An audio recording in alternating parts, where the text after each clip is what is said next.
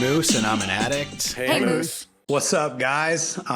So today, Ashley's not with us. You know, it's just one of the downfalls of needing a babysitter for our army of children. But we got Kevin here. What's up, Kevin? What's going on, man? And we got The Recovery Buddha. Kevin, the Recovery Buddha. Yeah, Recovery Buddha, right? And producer Braden back here, the man behind the camera, having a good time here in St. Louis. And special guest, Josh. What's up, Josh? What's up, fellas? How's it going, man? Good, man. I'm glad to be here. Thanks for having me. Yeah, glad to have you jump in with us. You know, I don't know, man. There's lots of people to invite to join a podcast. And what I typically think as I'm filming this is like, who do I want to be in the room? You know? And the first episode, I was like, dude, I love Kevin. I'm like, I need to have Kevin in the room. Kevin be the great first guy to have on here. So that's who I invited, Kevin. You know, Kevin and I, anytime we jump on the phone, it's like, now we're like, dude, we need to stop talking because we're not going to have anything to talk about on the podcast. We come up with way too much good stuff that isn't captured on film. Yeah. And so, but as I was thinking about this morning, so just a lot of stuff with a lot of guests fell through. And honestly, Josh, I've thought about having you on a bunch of times, but just as we're planning this stuff out, we just hadn't got there yet. But this morning I'm like, man, who do I want in the room today? And it's Josh. So for the people that don't know you, tell us a little bit about yourself. Well, my name's Josh, obviously, and I have the same sobriety date as you, 3/12/25, 5 months today, from St. Charles, right here, and I don't... What's your drug of choice? Anything you got. So I've struggled with it all, man. My main drug of choice was opiates for a long time, and then I kind of switched over to the more socially acceptable ones. Weed, alcohol, Adderall, the ones that don't have a withdrawal behind them. Okay, so socially acceptable drugs, but you've done it all. You've been a tweaker. Yep. Check that box. What's the longest you ever stayed up on meth? Oh, probably 5 or 6 days. 5 or 6 days. Yeah. No little like tweaker naps in the middle. Like you went straight through. If there were, I don't remember them. Yeah. That's always fascinating to me. Like how long people have stayed up. Did you see anything? Yeah. Oh, absolutely. Yeah. That's what I was getting ready to say. Stayed up long enough to see stuff. So, yeah. Anything cool? No. Did you get any answers that were profound, wow, that's insane? No. I didn't get anything like that. Just a lot of paranoia, a lot of tracers, a lot of I didn't even really get you see people with the bugs and all that stuff. I've never experienced that either. But just a lot of blank staring in the room and just, I don't know, man, awkward, weird silence, just sitting there high, Yeah. I've never been a bug guy. Yeah, me neither. Tweaking. But do you see any agents, shadow people, anything like that? So I have seen people in the trees in my backyard, and thinking that the cops are coming after me, not even doing anything but smoking it like I was making it, but just... You cooked it. Oh, I mean, I have years and years ago, but not just my recent experience with the speed thing was, I think it just comes, it's the nature of the beast, the paranoia that comes along with it. Everything that I was doing, I was thinking the cops were after me whenever half of it wasn't even illegal. Yeah. Just sitting in my house. I guess it's illegal to use drugs, but it ain't like I was out doing anything. I was just sitting in my house tweaking, staring out the windows. So, yeah. But you manufacture it. For the people who listening that don't know how to make meth, can you describe exactly how that's done? I'm just kidding. I think that's okay. Yeah, that's a touchy subject. Right. I'd be an accessory over here and never try to do anything. I heard if they kick in your door and you have enough precursors, they can charge you with an attempt to manufacture, even if they'll like pull lithium batteries out of your remote and then say you have these chemicals under your sink. And I've heard of it happening. Yeah. I've had people say that. Somehow you get flagged. Like if you buy these 7 items, you're getting flagged because you're buying these. These are the ingredients. You're over at Lowe's. Yeah, dude. One time I was going down Highway K in my little S10 pickup truck, and I had it had one of them fold down seats in the extended cab, and behind the seat I had like a bunch of matches. That was one of the things that I would use, and I had like something, I can't remember what else, maybe some lye or some drain cleaner or something was in there. And I was up for probably a couple days or a few days at the time, and the car in front of me stopped, and I nailed them. Cops showed up, and I thought it was game over, man. And another one of the examples of God getting me out of the situation. They impounded the car. The cop didn't search the car, nothing, but I had enough in there to where I could have gotten some serious trouble. Yeah. So what was like your rock bottom moment? Because where I met you was at a meeting. Yep. And I walked in. I was kind of like, I didn't want to go there. I actually went to meet other friend who didn't show up, and I sat down and I'm like, I don't know why, I was just not feeling social. I'm like, I'm not talking to anybody here. I'm gonna get through this meeting. I was gonna go home. And then this guy walks in and sits down across from me, and I'm just like, I don't know if this guy's new or been here a while. I don't know anyone at this meeting. So I just started a conversation, and I'm like, oh, you've been sober 3 days. Right. So what was the shift right before that where you're like, I want to come in here and quit everything? So kind of like I was telling Kevin before we started the podcast, I was always more of a drug user than an alcohol drinker. I mean, I drank whenever I was in my high school days and stuff like that, but I chose drugs over alcohol, and so I think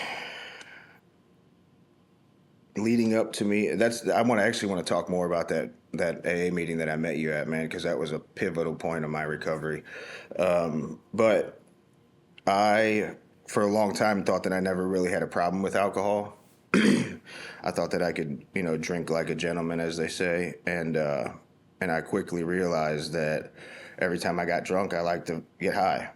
So this last time, I finished the methadone clinic right by the office up there, probably the end of 2022.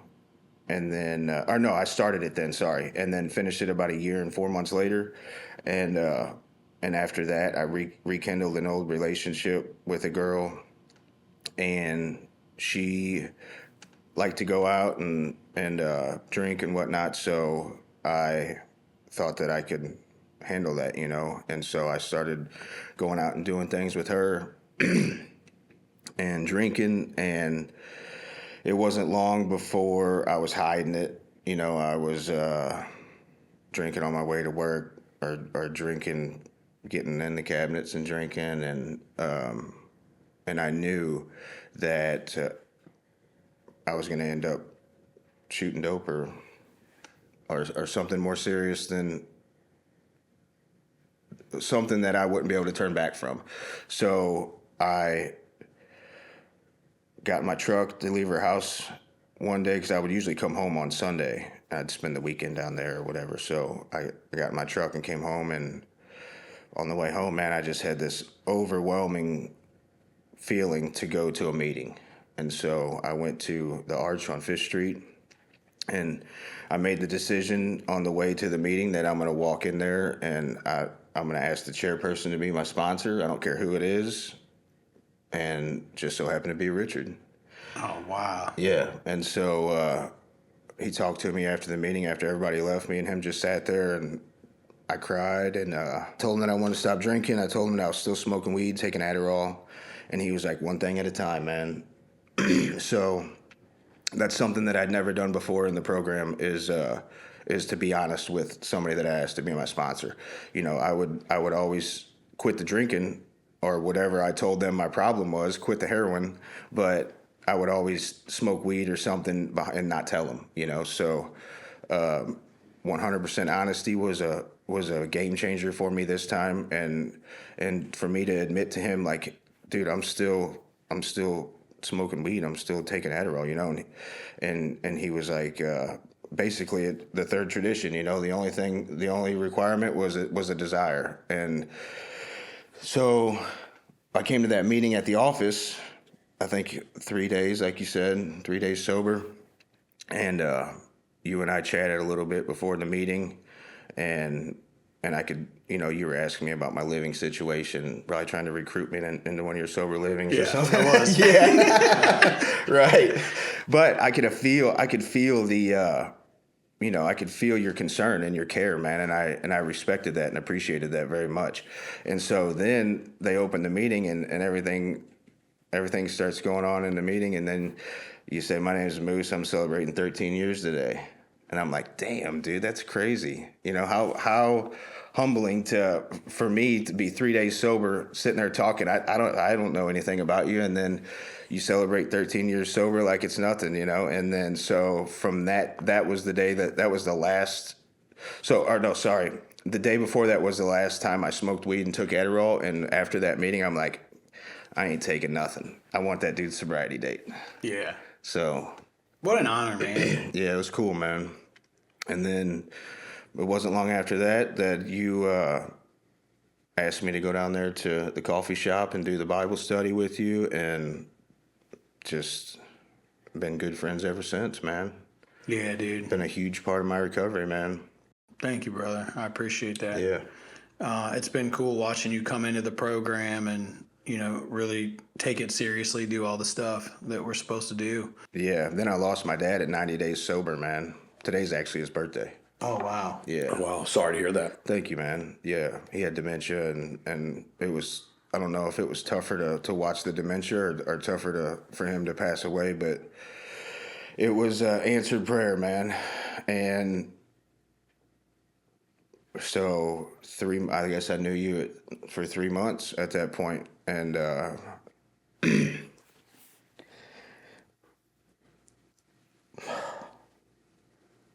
you stood up there with me in the front of the funeral home, man.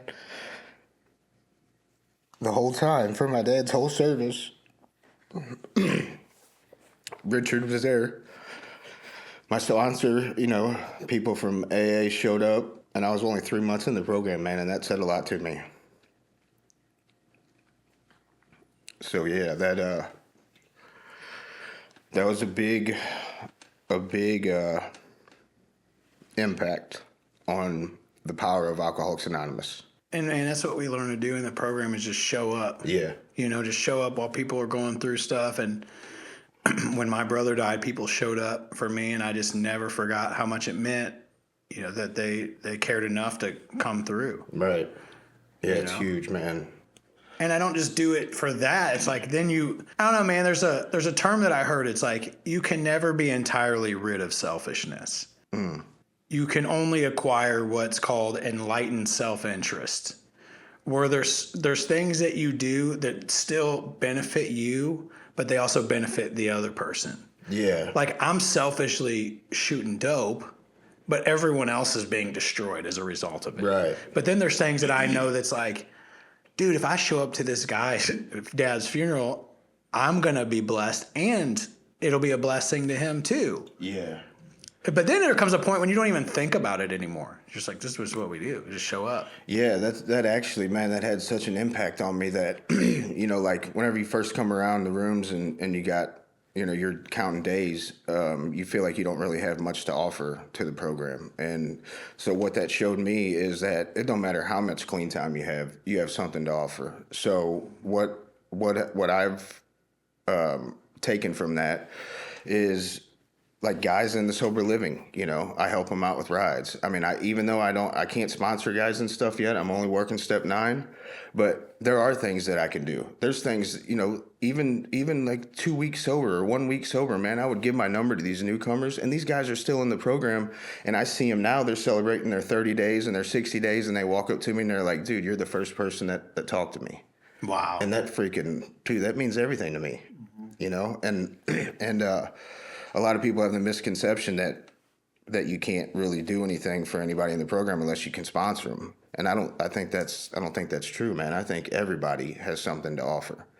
No matter if you got 1 day sober or you got 10 years sober. Yeah, just showing up. Right. And by the way, I wasn't selfishly trying to recruit you to sober living.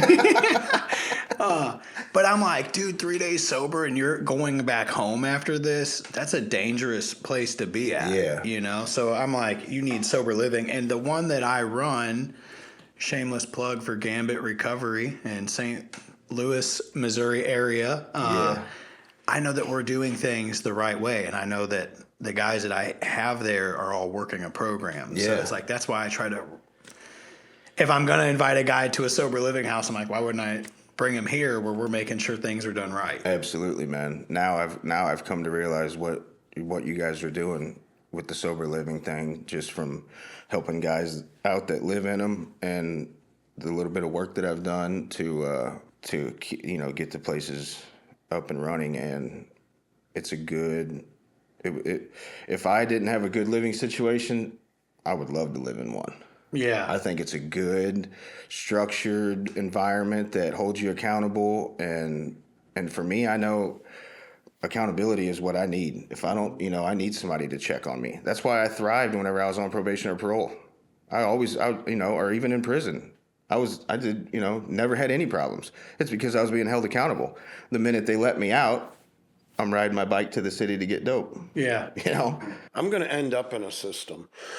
I mean, that's what I've kind of discovered throughout my life, especially prior to coming to Alcoholics Anonymous. But I'm going to end up in a system some way or another. There's different systems out there. I thrive in systems. I thrive with structure. Yep. It's my own structure is just non-existent. It's like, it's got to be something that's already working. I mean, if I went to prison, I would thrive in prison. I would do good. I could do that structure, but I like my freedom. Yeah. So when I came into Alcoholics Anonymous, for me, it's a system. There's a system to it. There's rules, and unspoken rules, but there's like a method. You get a sponsor, you work the steps in order, you go to meetings, you meet with your sponsor, you read out of the book, you pray. There's all these little activities that structure my life. And man, I came into AA and I thrived. Yeah. Because that structure was already there. Absolutely. And I think that's a blessing for at least the program around here. Is that there's a lot of people who take it seriously, and you come in and you hear important things. Hey, you have to have a home group. Hey, you got to get a sponsor. And there's guys that kind of come around you and, make sure that you're doing what you're supposed to do. That system comes into play.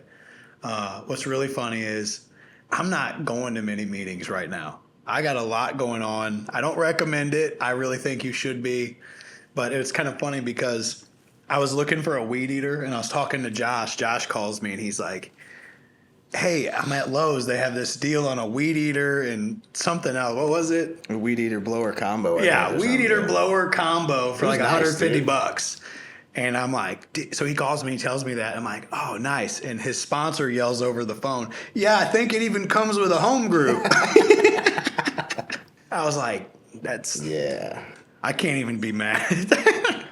But I wasn't really going to many meetings when I ran into you that day, and you never know who you're going to meet, dude. I know, man. It's cool. Really grateful that I showed up at that one and that we linked up, dude, because you've been a blessing in my life, and you make me think about who I was in early recovery. And I was about to say, like, man, I want to boost your ego, but I actually can't stand when people say that in the program. I want to boost your ego. Like, dude, let me worry about my own ego. Me and someone else will work on that. Boost it, please. Yeah. But it's like, dude, you're doing a great job, and it's like you're getting something early on, which is like, it's not just about you. You show up. You show up to help people.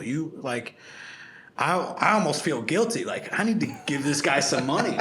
Like the sober living, the second one, it was a wreck. And I'm like, we had a limited time to move some stuff out. And I'm like, dude, I need some help moving some stuff out of here. And I show up a little late, as is customary. And Josh is like got his shirt off. He's got some old rock and roll cranked up, and he's just double arm carrying big loads of junk out to this dumpster and throwing it away. And I'm like, dude, what are you doing? He's like, this is what I used to do for work. I used to clear out houses. Yeah, staying out of my own head, man. The busier I am, the less I'm up here. Yeah, I'm like, bro, you need anything. So you were helping me more than you even know, man, just by giving me something to do, you know? Just letting you clean up junk out of that Yeah, house. let me rock out. Becoming a yes man for like AA, which, you know, it taught me something kind of valuable. For me, I kind of have the opinion that AA is kind of practice for real life. I mean, people give you kind of like everything you do in AA is with a grain of salt because you are a up. You are a screw up or whatever, you know. I am an alcoholic. I do have defects of character. So I may act out or do certain things, and it's almost like, but I'm in AA with other AA people who kind of understand. But it's like practice for the real world. And I became a yes man in AA, and then I started becoming a yes man in the real world. And now I have a life in the real world that makes it really harder to get to a lot of AA meetings and do a lot of AA events. I mean, I'm on different committees working for different things, different projects, all sorts of different stuff going on. But I have a real life that looks like an authentic, pretty normal looking life. I think that's the purpose of AA, to give you that normal looking, somewhat normal looking life. Yeah. It's like, what's normal? Normal is just a setting on a washing machine. It's a town in Illinois, right? Yeah. But I mean, to the neighbor, my neighbor, they don't know. They have no idea what kind of chaos I could cause. Mine does. They have my neighbor knows. Now, back in the day they did, right. But today, it's like they have no idea how freaking bad it can get. You know, they have no idea how crazy I could just turn things. There's a saying, we go from Alcoholics Obvious to Alcoholics Anonymous. Yeah, I like that. That's funny. That makes sense. You brought up another interesting thing though too, is just I couldn't help but like talk about your dad, right? Yeah. And then, and this may sound crazy to someone who doesn't know or hasn't been there. I lost both of my folks while in recovery. It's one of the best parts of my recovery, though. I mean, not that I wanted my folks to die or anything like that, but they did. They passed away while I was in recovery. But I got to feel it. Absolutely, and I really felt it. Yep. You know, and I showed up. And it sounds like that's what you did. You know, you showed up, you were at the funeral, you probably helped make arrangements, you probably cleared out things you had to clear out, you probably talked to insurance companies. I mean, I know because I did this stuff. I should have been, without Alcoholics Anonymous, I'd have been blacked out somewhere. Yep. I wouldn't have, my family members would have had to pick those pieces up. Yeah. They would have had to carry the ball. I'd have been missing in action. I probably would have showed up to the funeral drunk. Probably would have made it about me instead of honoring my folks the way they needed to be honored at that time. In at least that time in my life, I did the right thing. Yeah. Well, one of the biggest gifts that Alcoholics Anonymous has given me was that exact ability, was to be there sober and to be able to show up. Because whenever I was actively drinking and drugging, my biggest fear was to lose my dad. My dad's quite a bit older than my mom, but to lose either one of my parents or just someone close to me, you know, and or even early in sobriety, like, man, what if I get clean and then my dad dies? I'm going to lose my shit, you know, and if it wasn't for that meeting at the office, man, or asking Richard to be my sponsor, you know, and over that small little 3-month time, I was able to build this little tight network of about 5 or 6 people and that was all I needed to get through it without getting high or drinking, you know, and it's a miracle. It's just, it is It really does. I know it's cliche, man, but it really does work if you work it. You know, if you give it your all, it shows up for me every time. Even whenever I was coming down here today, you know, I said a little prayer on the way down here, and Tim sent me the wrong address, and I pull up and I'm like, dude, that's crazy. I used to go to outpatient treatment in this building. Of all the places. Of all the places, yeah. yeah. I'm like, that's crazy. And then I come to the new address and. Yeah, no mistakes though. Right, yeah, I know. No mistakes. It was right? weird, man. Yeah, just a reminder before Absolutely, you man. go in to share at this place you're going. Yeah, to go to a this recovery podcast, and I used to go to outpatient right downstairs. That reminder, yeah. Isn't it, Dude, you know what's crazy? Because you talked about your first meeting at Arch, which I started Arch. Yeah. The building is in my name, but I was sitting there in a meeting, and one day it hit me that right next door. I didn't realize this. So I'm sitting in a meeting there, like after a year of being there, that right next door was a coin shop where I had went and pawned a bunch of my grandma's like old silver coins. Yeah. And I'm like, what are the odds It's crazy, man. that I came to this spot using? And it just hit me that this was the same exact place. Yeah. Like no coincidence. And it really is. I mean, you think of the word amends. It's like it means change. We're changing the old behavior, and when like we get to be present as we're losing people, because we're gonna lose people. It's Right. 100% guaranteed. Absolutely, life's gonna happen. And when my great grandma died, I wasn't there. I don't know if you remember me saying, but I think I already said it on an episode. But I walked up to the nursing room door, looked in the window, saw her laying in there, and then got a phone call that the guy was good with some oxys. And I turned around and left. I'm like, I'll come back tomorrow. And she died.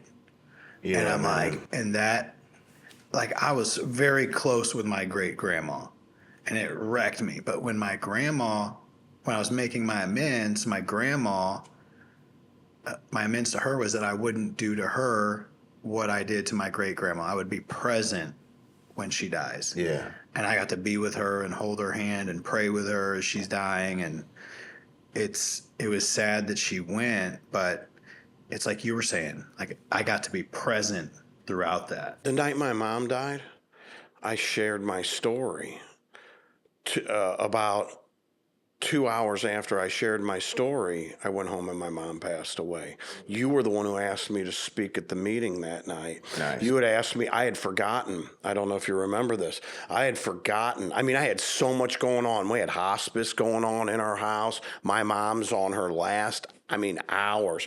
I forgot about the meeting. I had agreed I would share my story at it. You called me, remember? And I had to get in my car and fly up there. They're reading how it works while I'm driving to the meeting. I'm running late. I had so much stress going on. And I came in there. I shared my story. It was like, this is a working in my life. This is like, you can't even... I agreed to this a month before. Yeah. Like there's no way I knew it was going to be this day, but I needed that. I came in and shared and I didn't say anything about it, but I needed that meeting. I needed that to be there. I needed to get something out. And I came there and did that. And I went home and 2 hours later, my mom passed away. Wow. It was one of the greatest times in my life though. Not because it was like, I don't mean like happy. I just mean it's like I felt it. I owned it. Yeah. I had experience. I wouldn't trade it for anything else. Yeah. Whenever I came into that meeting and asked Richard to be my sponsor, I started crying whenever we were talking to him. And when I left there, I was like, man, I was trying to think of the last time that I cried. I'm like, it just feels so good to feel, man. I haven't felt emotions. I ran from my emotions for a decade probably. I didn't cry for like 10 years, I bet. And so it just felt so good to get it out, and to experience feelings again. Recovery becomes the new, it's the new drug, Dude, it's like for real. Because I hadn't done it in so long. Yeah. It's like, man, it's been 20 years since I even felt what it feels like to not be using. Man, it's crazy hearing you guys say that. And especially you seeing you cry so much. You're crying all the time, bro. I know, man. And it's... You're feeling everything. Yeah. But that's how it is 5 months. It's a See, roller for coaster, me, man. I was so numb. Like I feel like I was so emotionally callous. I didn't cry for almost 2 years. In recovery? Yeah. Gotcha. Like I thought there was something wrong with me. I would hear some really awesome stories where I'd feel the lump in my throat and nothing. I'm like, dude, I think I'm emotionally just done. Yeah. And then it just kind of something broke at about a couple of years in. And I typically don't cry when I'm sad. I typically cry when I'm grateful. Just I'll be so overwhelmed with gratitude that tears will just start coming out. Because I was just talking to my cousin Brienne this morning about it. It's like, she's like, you ever just wake up and see your kids sleeping and just stare at them? Yeah, I used to do that. And I'm Blake, like, man. I do actually. I'll look at Yeah. my kids and just think, I am so glad that my kids get to grow up in a loving household with parents that love them. And like last night, everyone had pallets on the floor in our bedroom. Like we have enough rooms. No one's sleeping in their own room. And it's like, I'm good with it. And it's just like, dude, my eyes will just start welling up with tears. I'm just like, this is so different. Yeah, that's good stuff, man. Just grateful. But yeah, I did not cry early on. It took a lot to get there. And then but also I was thinking about some of the stuff that you've been doing in early recovery. And I'm like, I remember people would read the big book with me, and after I'm like, I have no idea what you just said. I have no clue what that says. I can't even comprehend. It might as well have been written in Chinese. And I'm not just saying that to sound funny. I could not comprehend anything that I was reading in that book. My sponsor's reading it to me and explaining, like trying to get me to see my story. And I'm like, oh, but it still didn't make sense, like in context. It's like, oh, okay, I can see how I'm like a stockbroker in New York who's kind of boiled as an owl. Yeah, he had arrived. He's doing really good at stocks, and now he's starting to get drunk. He had his I had arrived moment, and I'm thinking, yeah, I was selling pounds of weed and taking lots of oxys. I remember that moment. I have arrived. I can see myself as Bill Wilson in that story. And I'm like, I don't know what all that means, but yeah, I can relate to that part of it. Like, what's the purpose of all that, though? Yeah. But seeing you come in and just grasp it and just do it, when I got sober, I didn't even read the big book for 3 months. I thought, this book is trash. It's outdated. I had this book that I printed off the internet called Initiation of the Soul. It was like some Illuminati New Age stuff. And I'm like, this is my big book. I would tell people, this is my big book. It's way better than the big book. My sponsor was a guy that lived in the Oxford house with me. And he would just agree to anything that I said. Like, he would tell me something, and then I would flip the argument over and manipulate what he was saying. He'd be like, okay, yeah, I can see that. And he'd go along with it. And then finally, some friends in the program were like, you need a new sponsor. I'm like, well, I got a sponsor. Like, you don't have a sponsor. You need to get a real. It's funny when I think about talking to these guys in sober living. I'm like, these guys don't get it. He's 30 days sober. He should know better. It's like, there's a lot more room to grow than I sometimes give guys credit for. I think there's always room to grow, man. Oh yeah. Me and Richard were at a meeting last night, and one of the speakers was saying about how this is something that we have to work for the rest of our life, and that's kind of the message that I got from it was, no matter how much time you got clean and sober, there's always room for growth. Yeah. Especially in the spiritual life, you can always enrich your spiritual life a little bit more. And I can also be honest about I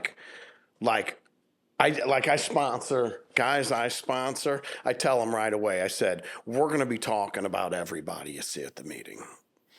Because we can lie and act like we're not going to, but when we go out to dinner at Gingham's, we're going to be talking about the people at the meeting. I mean, so I'm just like, no, I'm right up front. We're probably going to be talking about everybody. Yeah. I mean, if we were in we're a Major League Baseball team, right? And we're in the league.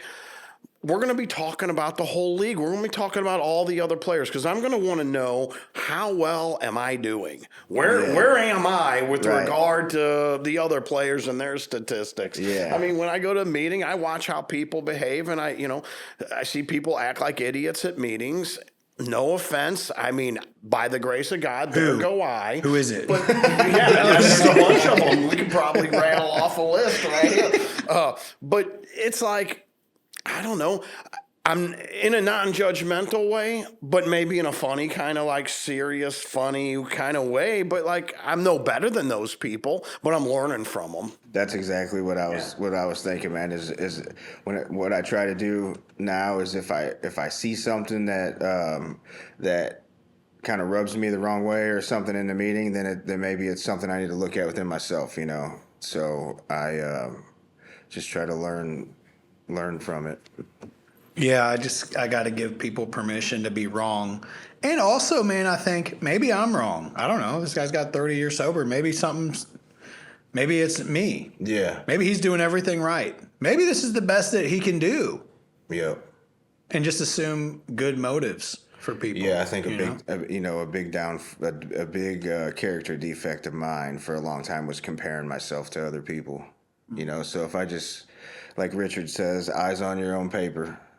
Worry about yourself, worry about your recovery, don't worry about anybody else. So that's kind of what I take with me when I go out into the world and to the meetings, you know, just listen for my message from that meeting.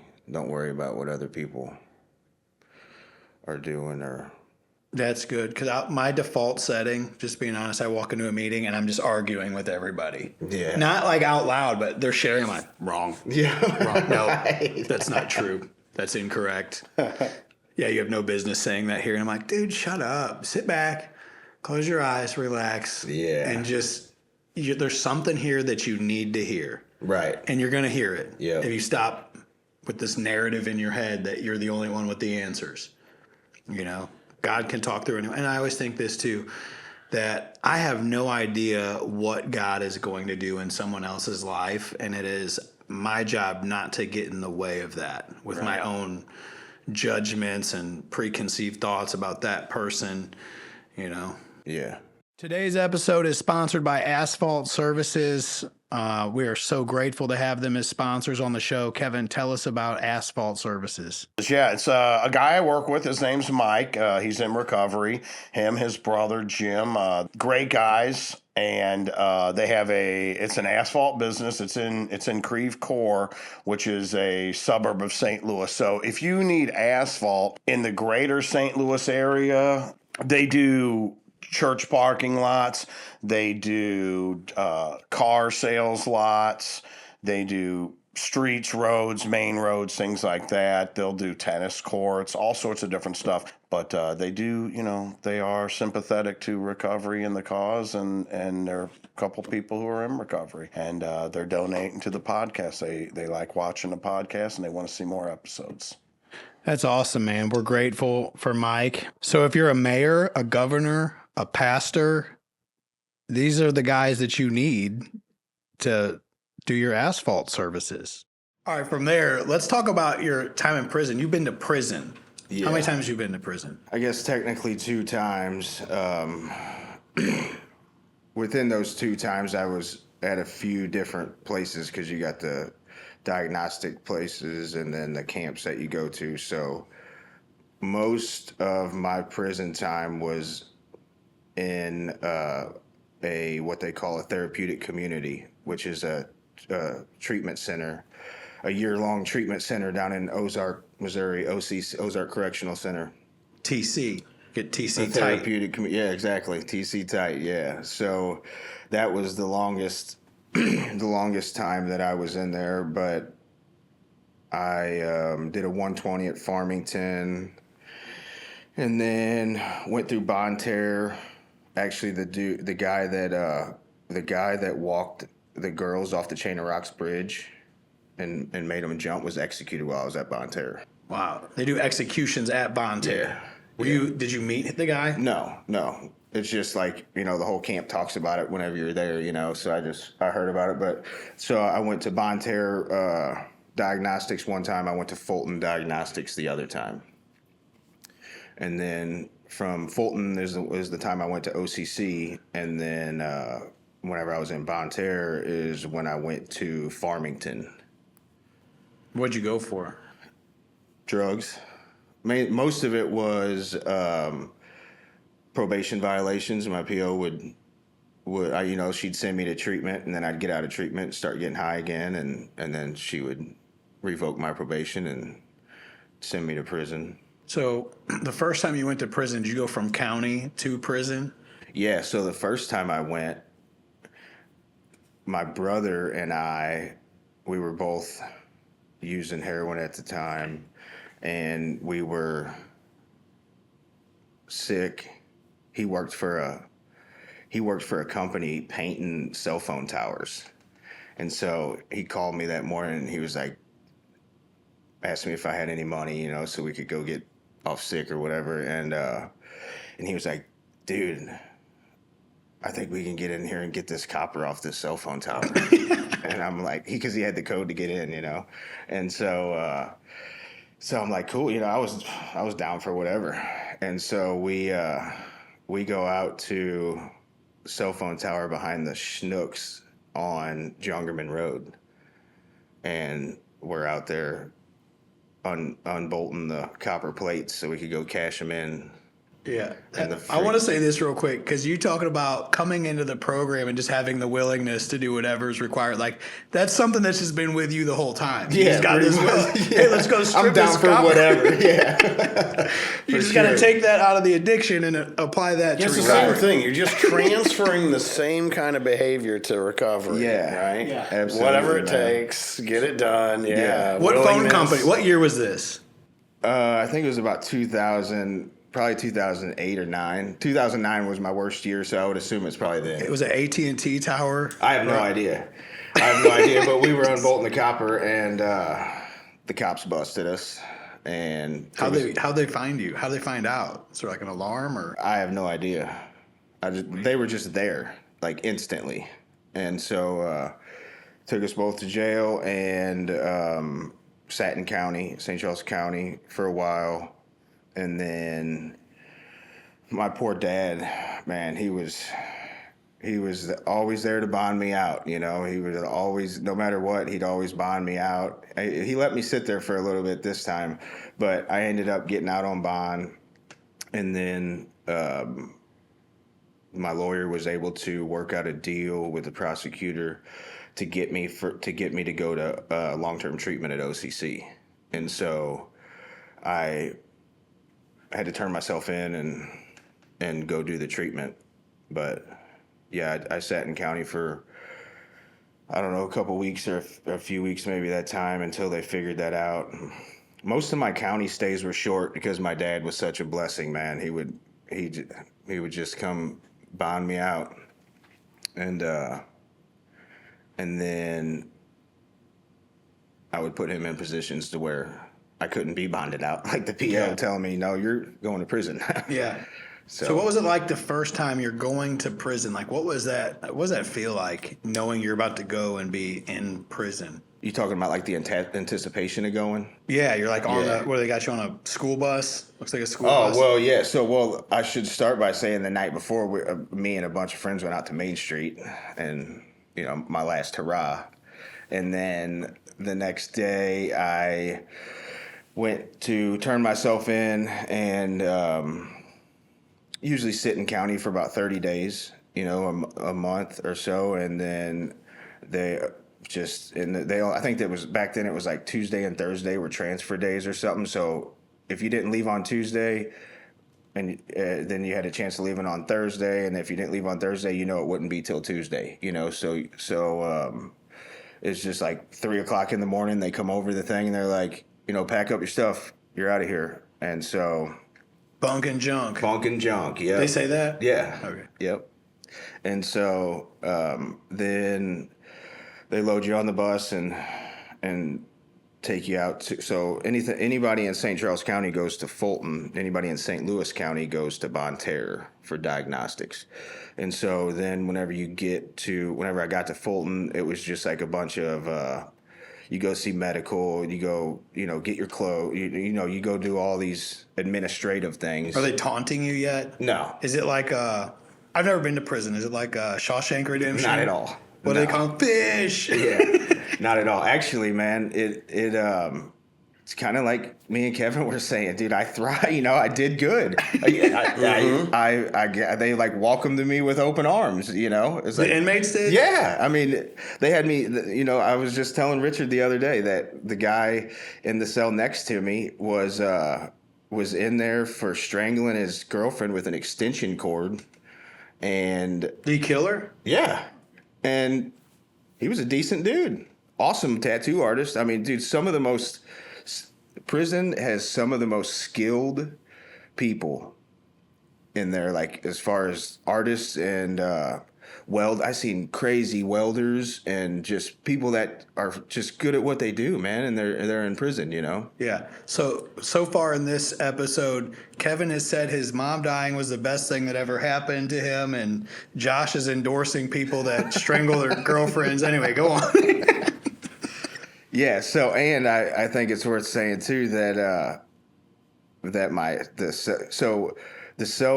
first cellmate that I ever had was a guy who allegedly walked in on his old lady in bed with another guy, and the story he told me was that he grabbed his pistol and put it up to his head and said that he was going to kill himself in front of him, and she jumped up and pulled the gun down, and it went off and shot her in the throat and killed her.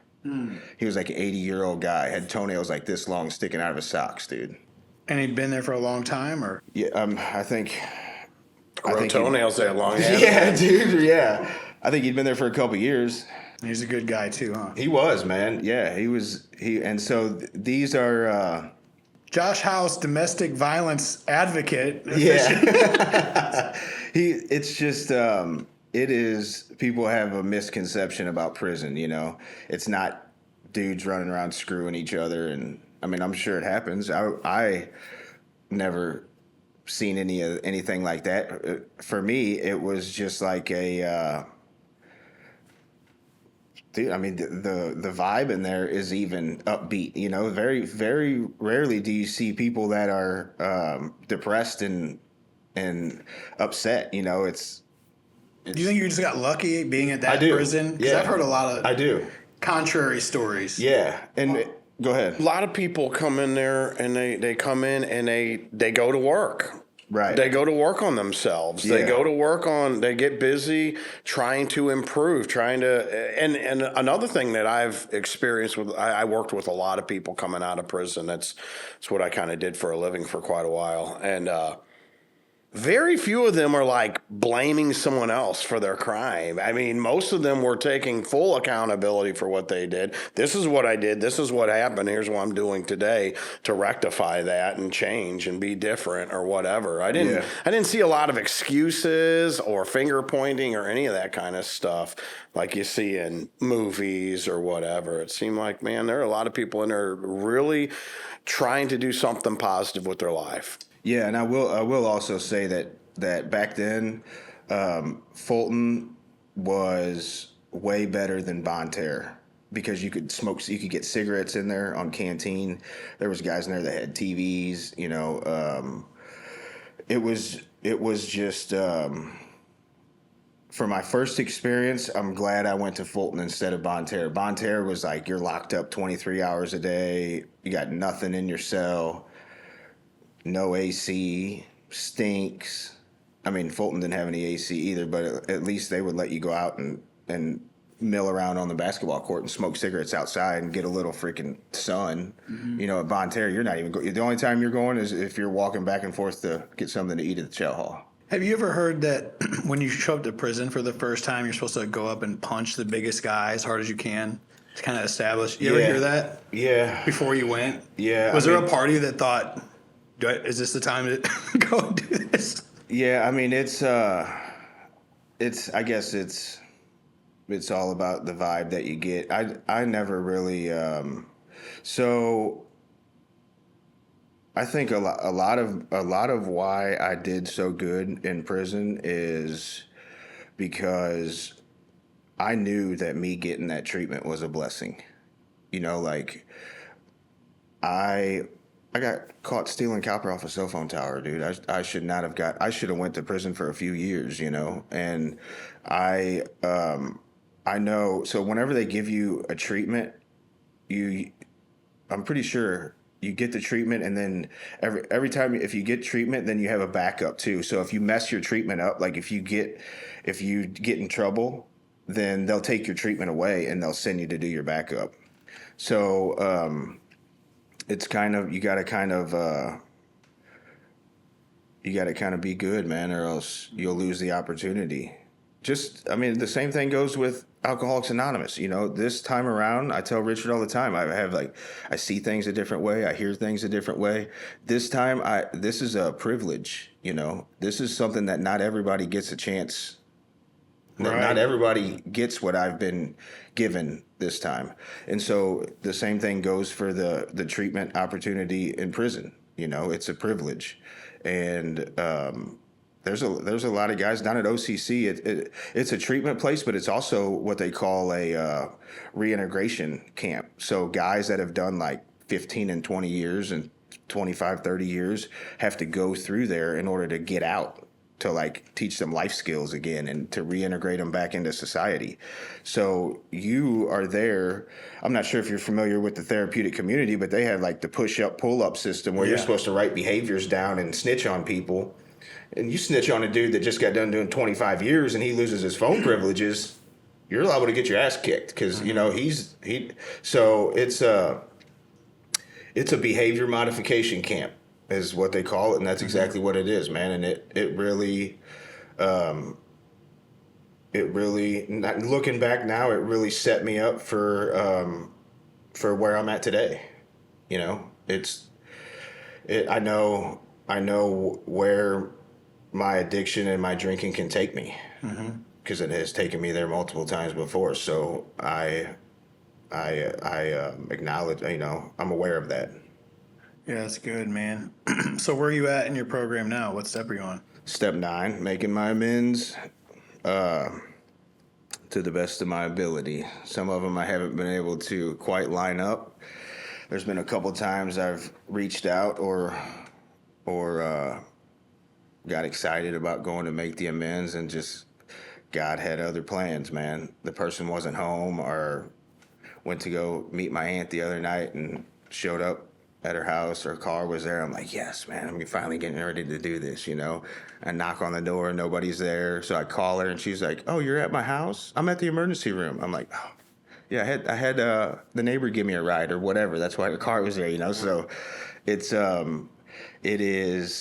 been teaching me patience. The ones that I have been able to make so far have humbled me. One of my first amends actually was to the lady that owns the funeral home at my dad's funeral. Oh, yeah. I made amends when I walked into my dad's funeral to her, man, because we were doing a floor job for her, and I left my brothers hanging on the job, and they finished it. Which I'm very thankful for, but I left him hanging, and she was obviously affected by that. So I knew that, and the last time I was in the program, I tried doing like a little half-ass amends and sending her a letter and saying, oh, sorry, because I knew my dad was going to die. He had dementia. And so I'm like, in my alcoholic mind, I'm thinking ahead like, man, this is going to be awkward when my dad dies. I'm going to have to go up here to this lady that I freaking left hanging. So I sent her a letter in the mail and then was able to readdress that after coming back in the program this time and knowing that the in-person amends is the best way to go. So I just walked right up to her and made amends to her right away. That was my second one, actually. But yeah, I've tried to not waste any time doing it, man, because I know how important it is. What's the scariest one you've had to make so far? The scariest one hasn't been made yet. The scariest one is probably either going to be to... Well, careful. I don't know. You don't want to spoil it before you get a chance to do it, right? Yeah, that's a good point. Yeah, because I don't know. They might check the podcast out. Right. Like, oh, he's on there? Oh, he's coming by this week. Right? So I'll just say the scariest 3 haven't been made yet. Okay. Yeah. But that's not to say that I haven't reached out. I think I could be a little bit more diligent as far as my preparation for the amends goes. I know that you said something to me about the index card thing, writing the person that you want to make the amends to on one side, and then on the back kind of like playing the amends out and saying like what you'll say and what the amends will be. And so that's something that I could do to prepare a little bit better. But as far as trying to make the direct amends, I'm pretty happy with my progress. Good, man. I also try not to force it too. I've learned through the failed attempts to make amends that it's not in my time. If the time's not right, then it's just not right. And that's something that Richard has made very clear for me. So it's good, man. Yeah, timing is everything. Yeah. It is. Yep. Because it is. God will work it all out, man. I can tell that he's got his hand on your life. It's clear. So you're 5 months in, almost technically on the 12th, 5 months. Yeah, my Grapevine app says 150 days today. Oh, cool. So I'm not sure, but yeah, the 12th would be my day. So 5 months in, still most people would say that's very fresh. I still think of that when someone tells me they're a couple of years. I'm like, man, that's still 18 months. Your brain is still healing from all the drugs and stuff. So 5 months in, there's people watching this that are probably new in recovery or, brand new themselves, getting there. What would you tell them? What would your advice be? So the most important thing, I think, well, there's a few. Obviously a sponsor. Richard has helped me save my life. And I would say a sponsor for sure. In a home group, Big Book Boys, the meeting that you started as my home group. Shout out to all them if they're watching. Yeah. I love that group. But I think outside of the meetings and doing whatever your sponsor tells you to do would be to reach out with, fellowship with guys outside of the program. Like if I, the going to the F3 thing and going to church whenever you invite me to go to the church. Now that's my church I go to every week. You know what I mean? It's without reaching out and doing things outside of AA, I don't know that it would work for me or anybody right away. I think the fellowship is a big thing. Yeah, it's critical, man, because it's like at the meeting, I know there's a lot of old timers that'll share the same thing every week, and it's great for someone that's brand new. It's probably just what they needed to hear, but I need to go out to eat afterward and hear about the rest of their life, the rest of how they're living today.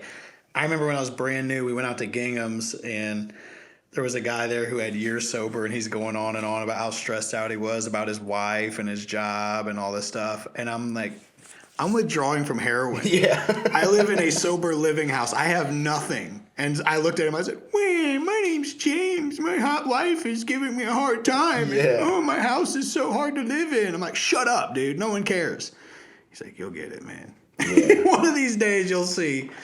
And like, wow, he has a point. Like, we don't stop living life on life's terms, but you got to be in fellowship and see how men walk through real life on life's terms, and continue to live by the principles that we learn. Yeah, absolutely, man. I agree with that 100%. And I also think that another big one, like I said earlier, was reaching out to guys that are just coming in new. Even if it's writing my number on a Post-it note and saying, "Hey, call me, man. I go to a meeting every day. We'll hit some meetings," or whatever. I've heard a lot of guys say that. A lot of guys with a lot of clean time say that they've never had somebody call from a phone list before. And so I can say that almost every Post-it note I've given, the dude has texted me or called me. And that helps me, because it reminds me that it's still out there. There's these people, even though I only got 5 months, the guy that comes in that's only got 8 days or 9 days is a reminder of what can happen if I don't keep doing this thing. That guy with 8 days, he looks at the guy with 13 years and he thinks, dude, how could I ever do Right. that? But he looks at the guy with 5 months and thinks, I can maybe I could get there. Maybe I could Absolutely. get there. He can relate to you so much quicker than he can relate to someone who was around before crack was invented. Yeah. You know? Yeah. I mean, And that's exactly why I said earlier, like even a guy with a week sober, give your number to a dude who has a day sober. Because I guarantee you're going to relate more to him than the guy that has 13 years. Mm-hmm. You know, and I realized that whenever I said I had a new set of eyes, new set of ears this time coming around, that's what I realized within my first couple meetings. I'm like, oh, I get how it works. You know, this is what the real deal. You know, and the feeling that you get from that guy that had 8 days. You know, whenever you're at the same meeting and he's celebrating his 30 days, I mean, dude, it's just something you can't. It's something awesome that you wouldn't have known Absolutely. how awesome it was until you start to do it. And you know, I was forced in by the courts and stuff to going through all that probation and parole stuff, and never realized that before.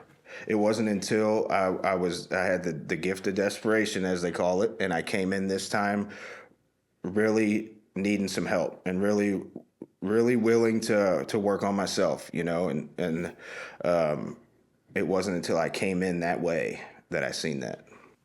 Yeah. You know, I'm glad you're around. I'm glad you're working with these new guys too, because the longer I'm sober, the more I am just like, I can't relate to, I forget what it's like to live in that much insanity. Yeah.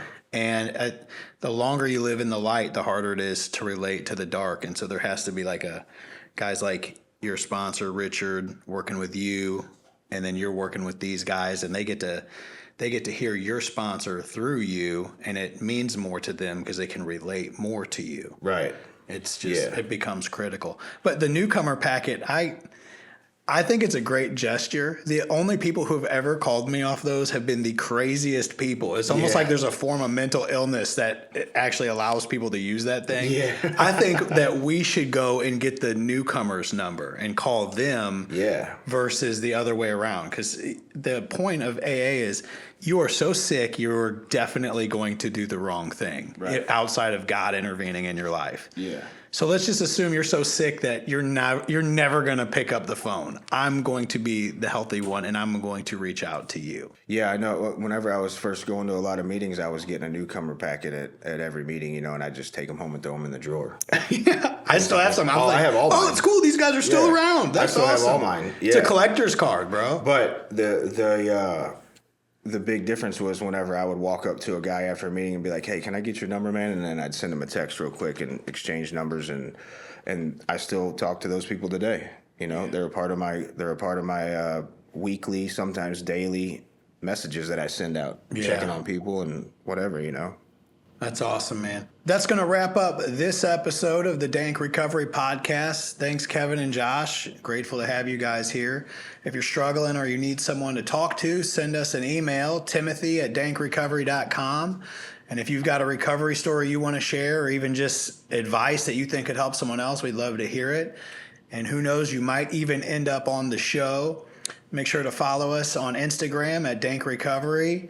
Make sure you like, subscribe, and come back next week for another episode or check out one of our past episodes. And as always, happy birthday to all the birthdays and welcome to all the newcomers. See you next week.